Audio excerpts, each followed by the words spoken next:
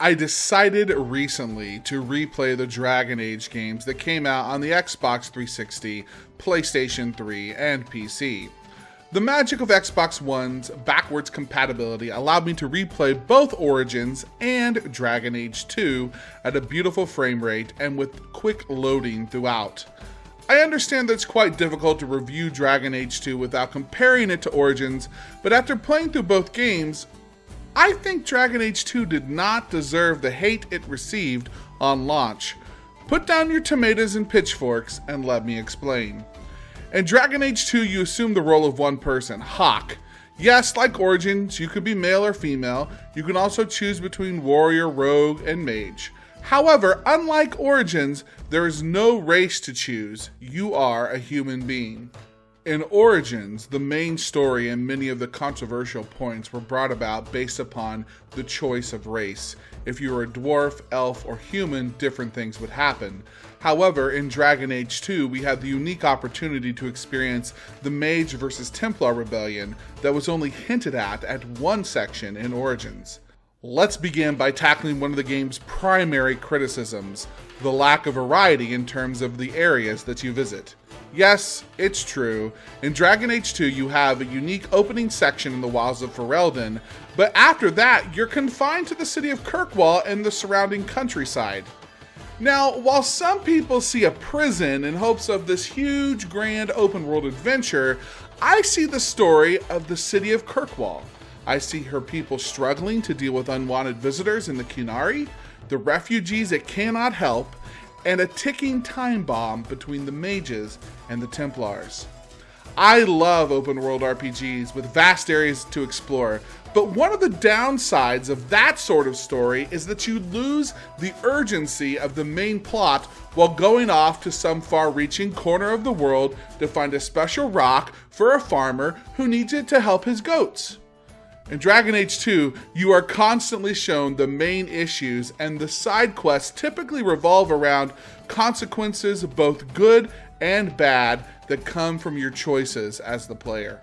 As you recruit companions, you learn their stories are also uniquely intertwined into the main issues facing the city of Kirkwall. The choices of these companions, depending on how strong your relationship is with them, can also impact how the story progresses and whether they even stay in your party the entire game. Some of your choices can even mean death for your companions. I think the criticisms of the game's lack of scenic variety come from those who do not appreciate the story BioWare is attempting, and in my opinion succeeding to tell. It isn't often in RPG that we get to truly explore the impact of the issues the greater world is facing in one city. I found it fascinating. I will admit they could have done a bit more. Perhaps it is the limitation of the hardware they originally developed the game on. The countryside areas all look and feel the same. The underground caves all look and feel the same. I never really found it old in the 30 hours it took to finish the game, but as I was playing it through, I did say to myself, could they have done a bit more? Yes, they probably could have. The strong story between the mages and the Templars and the Qunari occupation had the viewers in my stream arguing, debating, and postulating. We talked about what we would do in these situations and ultimately had a great time. You forget about the sameness of the landscape if you focus on the people that you're interacting with and their stories. During this playthrough of Dragon Age 2, I chose to play as a mage. I had an absolute blast slinging spells and raining down destruction upon my enemies. In most action RPGs, being a mage isn't even an option. In Dragon Age Origins, it felt like you were playing an MMORPG. However, in Dragon Age 2, you feel powerful as a mage no matter the types of spells you wield.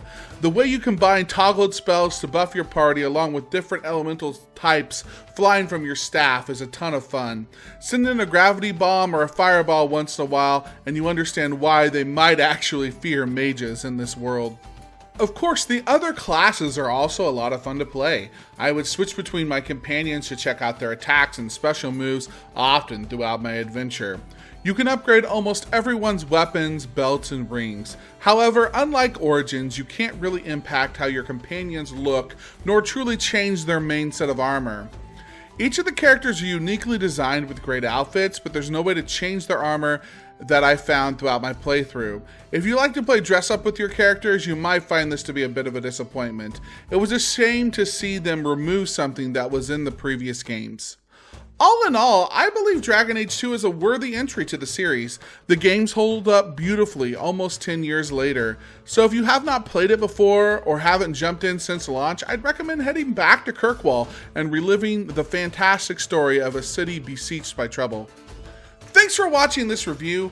I want to invite you to subscribe to my YouTube channel where we will upload new reviews to games we've been playing shortly after completing them.